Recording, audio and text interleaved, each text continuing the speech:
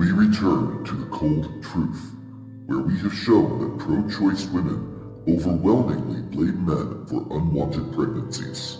Now for point number 7, ignorance is not an excuse for murder.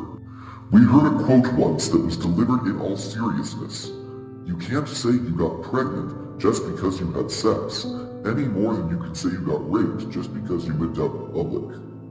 We apologize to this woman who is proud of her ignorance, but that's exactly what happens. You can't get pregnant without sex. No matter how many girls have said they got pregnant from toilet seats and swimming pools, it is simply impossible, especially if a girl's hymen is in place. That protective membrane is torn typically through, you guessed it, sex. Just because not all sex leads to pregnancy does not mean that not all pregnancy comes from sex. If you really think yours did, it's time to start a cult. Ignorance is believed to be one of the leading causes of undesired pregnancy. This ignorance comes in at least 4 forms: lack of sexual education, lack of communication regarding sexual matters, lack of understanding of freedoms, and lack of understanding of religious beliefs. These are all so intertwined that they are really just one form: ignorance itself. Ignorance starts at home and grows in schools that do not take the time to properly educate children about sex. According to a study from Rutgers University, only half of citizens in the United States receive adequate sexual education as an adolescent. There are at least 3 factors involved in children not being taught sufficiently. First, about 1 in 20, or 5% of parents, will not sign permission slips for their children to take sex ed. They have any number of reasons, including a lack of desire to answer hard questions, a belief that their children will not have sex if nobody teaches them, and the nearly blasphemous but unfortunately relatively common belief that their children will burn in hell for learning what sex ed teaches. Second, 50% of elementary schools, 20% of middle schools, and 10% of high schools never even offer sex ed at all. About 3% of kids are unfortunate enough to never have a sex ed class offered in any level of school. In all, about 8% of the population never have sex ed, or about 1 in 12, a potent number indeed. But what was meant before when we said that 50% of children do not learn sufficiently? The biggest problems that arise are that either parents or teachers do not teach sex sufficiently, which is possible, or that children are not learning it well, which is likely. While learning is ultimately on the students, it is also up to parents and teachers to ensure that they do learn.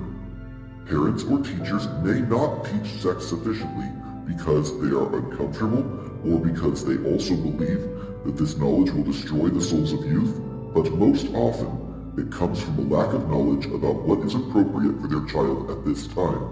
For one reason or another, even if only about 8% of students are never offered sex ed, for one of the first 2 reasons, 42% of students are not learning about sex because of a combination of ennui from themselves, their parents, and their teachers. The CDC recommends that 20 topics be addressed and thoroughly understood by youth.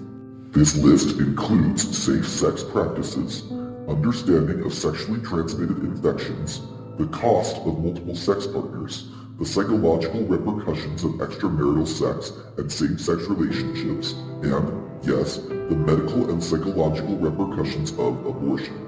They put out a test that they hoped any high schooler should be able to answer with relatively remedial questions like, what is the name of the male genitalia? 46% of test takers failed. 46%. Those who passed typically got more than 95% of answers correct, while those who failed usually got fewer than 30% of answers correct. There are numerous reasons why youth may not be able to answer these questions correctly. Number 1 is that they were not prepared. Children need to learn basics about sex from the cradle up, and learn more as they grow up. Parents who have taught children as young as 1 what their private parts are, and who have continued to teach their children as they grow up, using simple terms such as playing the mommy and daddy game, find that their children are not afraid to ask questions as they get older, are less likely to engage in extramarital sex, and are more likely to have productive, sexually healthy marriages of their own. Second, it comes down to their own engagement. Sex ed can be as boring as it is uncomfortable. It is up to teachers to improve the quality and quantity of sex ed across the United States. And it is up to students who want to avoid unwanted pregnancies and many other costly life mistakes to pay attention in those classes. Many of the students who passed the test reported having 1 hour of focused sexual education for 5 days, one time each year for 5 years. That is a trivial and ultimately easy total of 25 hours. 25 hours that can save hundreds of thousands of lives. Or can it? The question then arises of whether sexual education is even valuable or not. The CDC is adamant about this. Yes! To quote the CDC's government-sponsored website, promoting and implementing well-designed sexual health education positively impacts student health in a variety of ways. Students who participate in these programs are more likely to delay initiation of sexual intercourse, have fewer sex partners, have fewer experiences of unprotected sex, increase their use of protection, specifically condoms, and improve their academic performance. In addition to providing knowledge and skills to address sexual behavior, quality sexual health education can be tailored to include information on high-risk substance abuse, suicide prevention, and how to keep students from committing or being victims of violence, behaviors and experiences that place youth at risk for poor physical and mental health and poor academic outcomes. This is pretty telling. Properly done, sex ed does not promote sex or try to convince kids that they can have sex safely, a leading concern holding back many parents from letting their kids into sex ed. Notably, more than 4/5 of over-concerned parents who do not give their children permission slips to attend sex ed did not have it themselves and do not know what it entails. Also, notably, 77% of religious individuals strongly advocate sex ed, while 13% are for it somewhat and 5% are neutral. Only 5% of religious people are against it, so do not blame religion for lack of sexual education, because most religions support it wholeheartedly. Here is a quote from one grown woman who was denied sexual education because her parents were afraid it would encourage bad behavior. "It's unfair.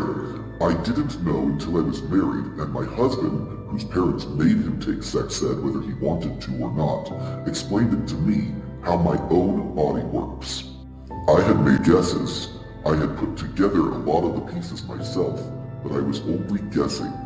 I didn't know what was happening to me, and I grew up terrified of sex. What's more, I was humiliated by classmates who took sex ed and looked down on me as the prissy girl who didn't. They mocked me relentlessly and had my parents' permission to do so. Now, I understand why my menstrual cycle is okay and doesn't make me dirty or unwanted. I understand my internal organs, and I love sex with my husband.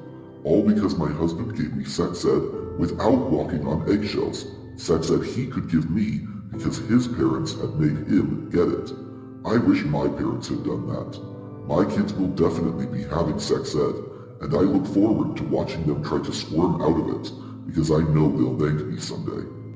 Another girl whose parents denied her sex ed reported as follows. "When I think back to the countless times my parents brushed off my requests for sex education, I can't help but feel a deep sense of regret. They believed it was too early for me to learn about these things, that I should hold on to my innocence a little longer. But all that did was leave me vulnerable and curious. When a guy I barely knew told me that experimenting was completely safe, I took his word for it, buoyed by the thrill of being rebellious.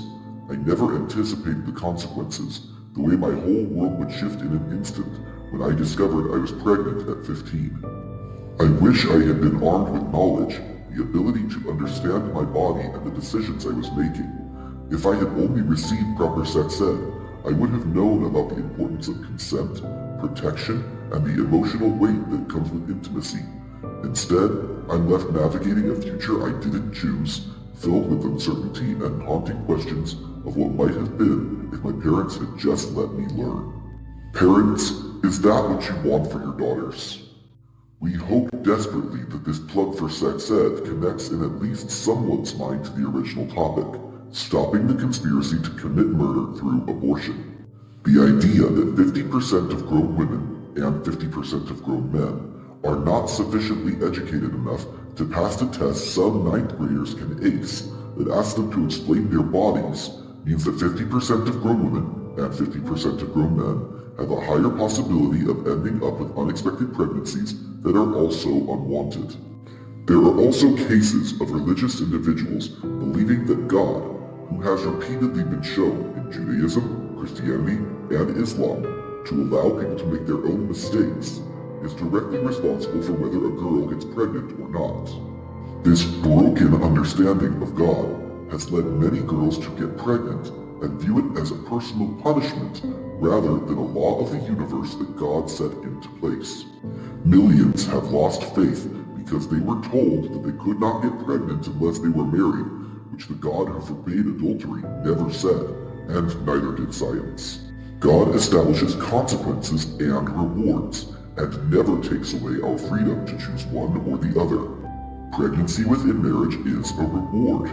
Pregnancy outside of marriage is a consequence.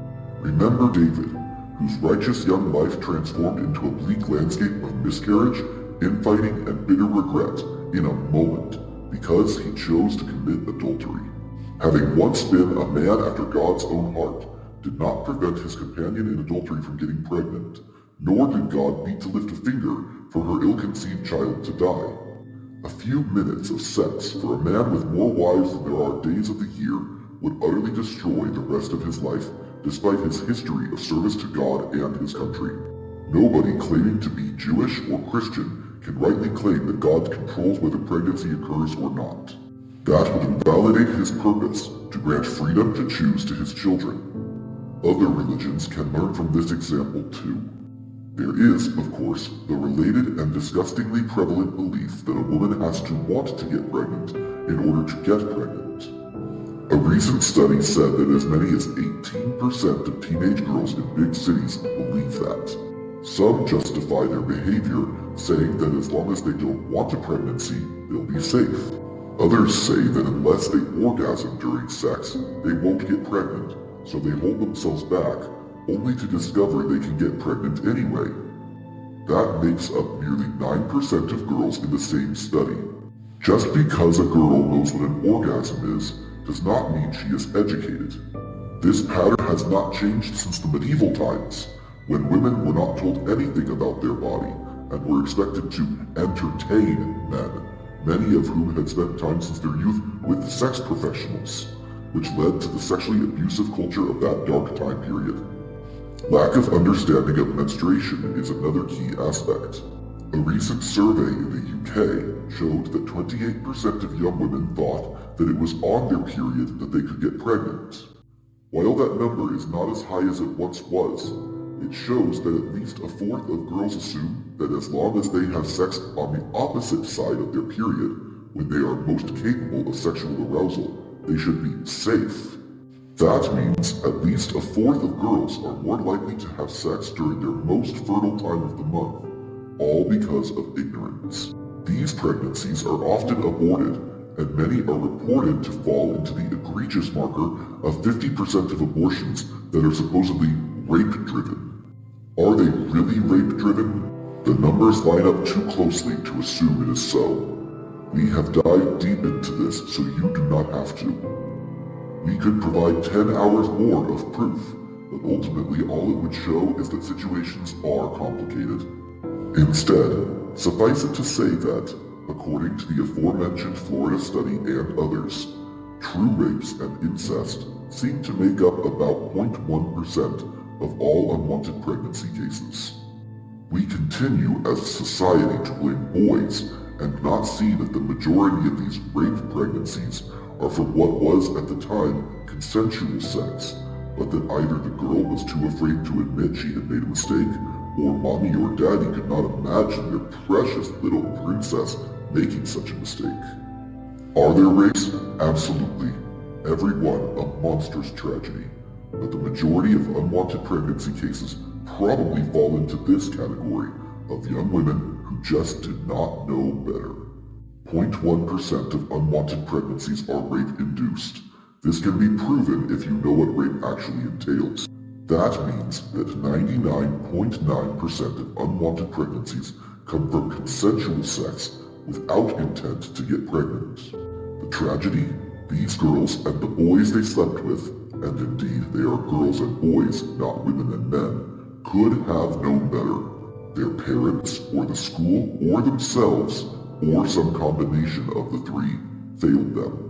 Parents, schools, and youth need to prioritize sex ed because honestly, of the conditions mentioned by the CDC in the quote we gave earlier, teen pregnancy is one of the least dire concerns for uneducated girls. Drugs, STIs, and suicidal depression are undoubtedly even more critical for the girl herself. As for any unborn child created in these situations, abortion is not the answer. What will that teach the girl in the future?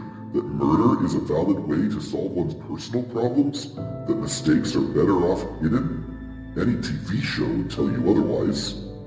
While few statistics are actually known, it is theorized that as many as 24% of girls who get abortions as teenagers will get abortions again as adults. That's about 1/4 of girls at very least who did not learn their lesson the first time. We hoped not to have to mention the process of abortion, as it is ghastly, but ignorance has led many women to think abortion is as peaceful as putting down a stray dog. That is simply not the case. The process is violent, disturbing, disgusting, horrid, and vile beyond any human imagining. It is the stuff of the most depraved horror movies. The squeamish and those who already reject this foul practice may wish to skip this part. Were it not necessary to convince our audience that abortion is the cruelest of cruel and unusual punishment, we would never bring it up ourselves. The mere thought is enough to make us fiercely ill. First trimester pregnancy typically ends through poison. Poison, the coward's tool, the assassin's weapon. A poison that takes 2 days to settle into the child's unprepared system. A poison that chokes the life out of them. The poison is ineffective by itself and needs a second poison or more to be introduced. The babies suffocate and drown, their bodies tossed and turned with anguish as a cocktail of drugs swarms their system, destroying their bodies from the inside out. Those who have survived horrible diseases, poison, and anaphylactic shock describe it unvaryingly as a terrifying experience of hopelessness, helplessness, and agony. Any such treatment is enough to destroy minds, and yet it is not specifically prevented as cruel or unusual as long as the child is too small to fight back. The death is not quick or painless, it is slow and punishing, and the fetus cannot fight back as it is forcefully cut free from its only remaining lifeline. What's worse, 4% of these precious little ones do not die at all. They will be forced to live, suffering the destruction of their nerves, organs, and body. To die is easier than to live stunted. To this, we quote the golden rule spoken by the master teacher himself. Do unto others as ye would have them do unto you. Why do liberals, in their broken humanity, have more sympathy for murderers and rapists whom they push not to kill instantly than for unborn infants whom they would kill with slow poison? Whoever came up with this strategy to torture the unborn, well, we are glad we are not their eternal judge. For the minority of pregnancies ended after the first 3 months, the process is even more cruel and unusual. The process referred to as dilation and curettage, the most common process for second or third trimester pregnancy terminations, is increasingly common in our country. Those murderers most often mention freedom and peace. Freedom and peace?